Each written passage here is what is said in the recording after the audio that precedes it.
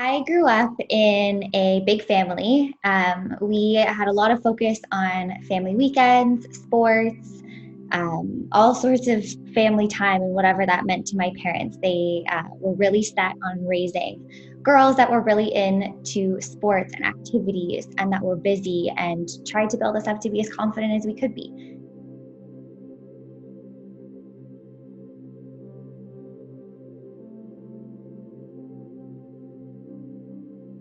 When we were really little, our parents were like pretty set on making sure that we had a sport or a passion or something that, we would be able to do after school. Like we wouldn't be able to wait till school was over to go do it. So they let us try literally every sport in the book: badminton, volleyball, swimming, soccer, squash, you name it.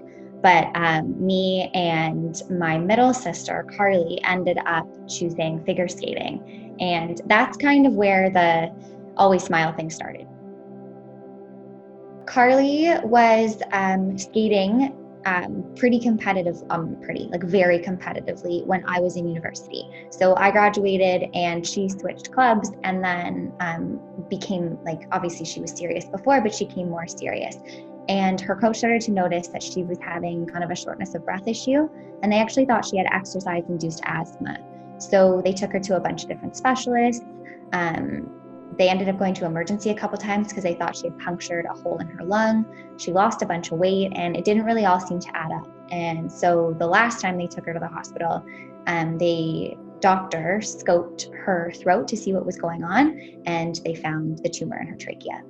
So I was in second year university at the time, and I know that it sounds cliche, but like everything at that moment changed. I know exactly where I was, what I was doing. And then after that moment in time, for like the next 4 days, I don't remember anything. And I think most of the people in our family kind of feel the same way. It was a bit of a like blackout, like, you've got to be kidding me, what's happening? And we all just kind of went into survival mode until we had a plan. And then we could figure out kind of where to go from there and how to best help Car. Her tumor initially was very large. So that was the first kind of major red flag that they came across. They decided that the tumor was too large to remove and that they had to go through chemo to shrink it before they could remove it. So that was kind of like threat number one. But also they did pathology on the tumor and determined that it was a melanoma, which is a more common type of cancer, which ended up turning out to be the wrong diagnosis. So a couple weeks after that, then they realized it was clear cell sarcoma in her trachea, which had only ever been diagnosed one other time in the world. So the size of the tumor on top of the rarity made it an uphill battle without any sort of end in sight. We didn't know what that meant. I mean, you could infer what that meant from sitting in there being basically told that the doctors we were dealing with had never seen anything like that before. But you had to just hope that there was something that was going to work. Carly was, I think, what we would call like hyper resilient. She was able to be in any sort of situation and kind of figure out a way how she was going to deal with it. So for Carly, she treated this cancer diagnosis as we call it a skating competition. She decided that she was going to put a smile on her face and make the difficult stuff that she was going through look easy, which is essentially what you do at a skating competition. You're given like all of these difficult elements, spins, jumps, whatever it is. But figure skating, you have to do all that difficult stuff and make it look easy. And that's how you get judged. So Carly took kind of that feeling and I guess strategy and brought it into her cancer journey. And I think for all of us, that's one of the most impactful things that she taught us, was that, not fake it till you make it exactly, but smile, and it brings the mood up of everyone else around you. And when we were lighter and positive, it in turn made her lighter and positive. And it's odd to say, but she kind of lifted all of us up through her journey. She tried to make it look easier than it was so that we would stay positive and in turn be positive for her. When we all kind of started commenting on how she had this positive spin on it, she wasn't positive all the time. I mean, she was dealing with cancer and chemo and radiation and surgery, and it all sucks. But when somebody asked her or reached out or texted her, she would always tell them the most positive thing that happened that day. And then she turned it into a blog, and she actually shared kind of the positive pieces of every day. She shared some real awful stuff as well, but she always ended it on a positive note. And that blog got really popular.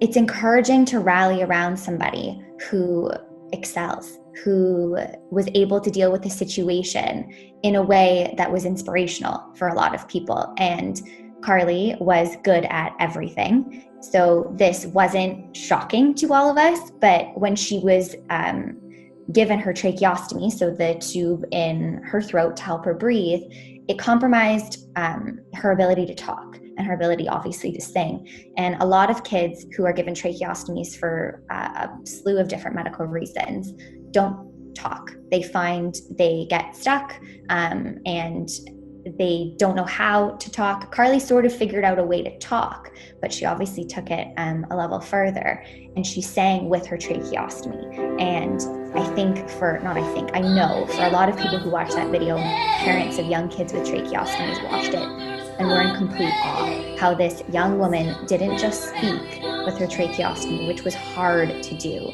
nonetheless. She sang, and she sang really, really well. The way that people were able to rally around her videos and her blog was just that they saw something that was so far beyond the norm of what you should have done with a trach or what you should have done with a cancer journey, that it was like just inspirational for them to watch this girl sing and then to hear the words from her blog about that day that she sang and how positive she made it, or when she started to lose her hair, what she did. And she shared the story, well, my hair started falling out, so I chopped it all off and donated it. And it was just this like constant flow of superhuman, Supergirl kind of way of dealing with cancer. And I think people were just in awe of her. So her first battle with cancer lasted probably 7 months. And then she was cancer free for another 8 months. And then she was re-diagnosed. And when she was re-diagnosed in August, she passed away in March of the following year. So the first diagnosis was a bit more, this is the plan and this is how we're going to cure her. And the second diagnosis was more of, now that it's come back, we don't know how to help her, and you can try this and this and this, and we'll see if anything works, but there was no guarantee. So the second battle was filled with less hope. Not that Carley made that seem like that to anybody, but we all felt that a little bit more, that there was just less possibility of her making it out. Now, she believed that she was going to be cured, and I did, and my little sister did, and I'm sure my parents tried to believe that too. But the second battle was not something that you can really imagine going through. She passed away on March 31st, 2015. I don't know how you even put into words what that's like, but it's just one of those like unimaginable, unbelievable life situations that you never think you're going to be in. Losing your sister, and in my case, my best friend, was something that I'll never fully recover from ever. But I tried my best to carry on what she was already doing, I guess. She had this whole always smile vibe and wanted to make people around her happy and put a smile on her face during difficult situations.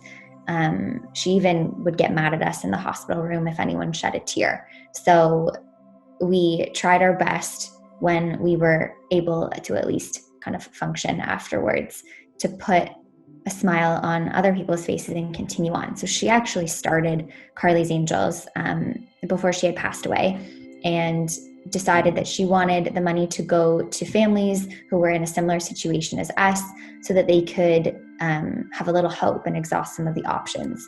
So I guess long story short was when Carley was in her second battle of cancer, because there was no treatment plan that was going to work, they the doctors suggested that we go out and try to find some holistic and alternative and complementary therapies to see if they can improve her quality of life, lengthen her life. And I mean, it would be amazing if they could cure her.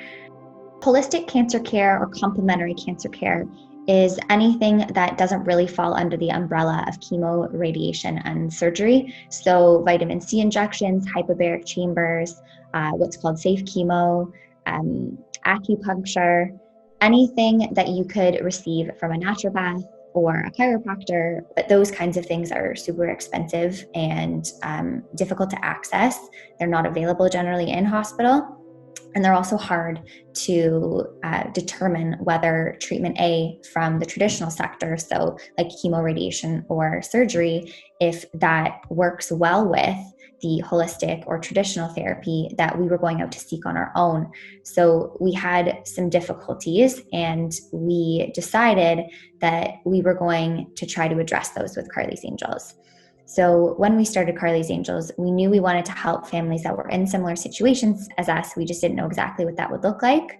And a few years into Carley's Angels, we spoke with sick kids, and they were really innovative on the path that we were. They were really interested in this world of integrative cancer care, bringing the world of holistic and traditional cancer cares together. So we actually funded what is called the Psychosocial Oncology Fellowship at Sick Kids. And we were able to bring in a complementary or holistic therapy into a hospital setting so that it's overseen by an oncologist, which was one of the main issues we dealt with. It's paid for by the hospital, which is another one, and it's in hospital, which was the third pillar that we dealt with, so that we could address all of those issues and actually bring what we consider necessary and hopeful therapies to where they need to be. So that's kind of where we're at for Carley's Angels. We're looking for our next project to fund right now, but we basically are looking to inspire integrative cancer care and help families and patients who were in similar situations to us so that they can have hope. I made a promise to my little sister that I would never let her story be a tragedy, and I intend on keeping that promise. If someone else fighting any type of adversity, it doesn't have to be cancer, reads her story, learns from her, finds inspiration in her, then me telling her story is worth it, even if it helps one more person. So many people found solace in her story and inspiration and said, okay, well, if this girl can do it with what hand that she's been dealt, then I can do it. We have a really excellent story of a mom whose daughter didn't want to go to soccer practice because she was tired or she didn't feel well or something.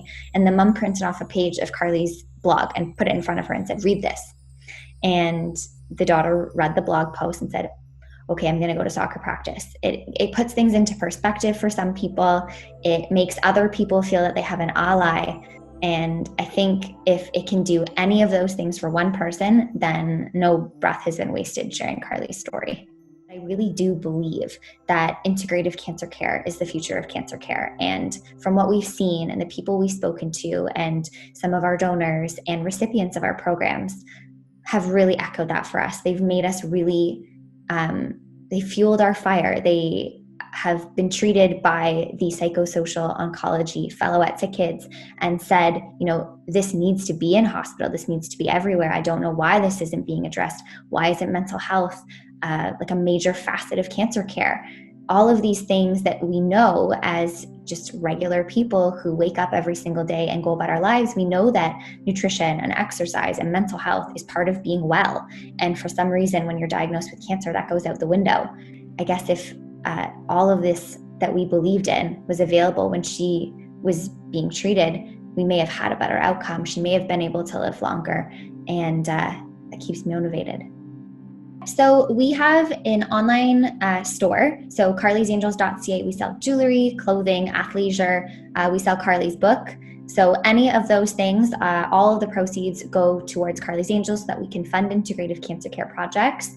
If you'd like to support in a way that doesn't involve buying something in the store or just making a donation, we ask that you share Carley's story. You share our social posts, you follow us on social, you tell somebody about Carley's story. We say our mission is uniting traditional and holistic cancer care in hospitals while sharing Carley's story. So if you can't donate and if you can't support it that way, just share Carley's story, share her message of always smile.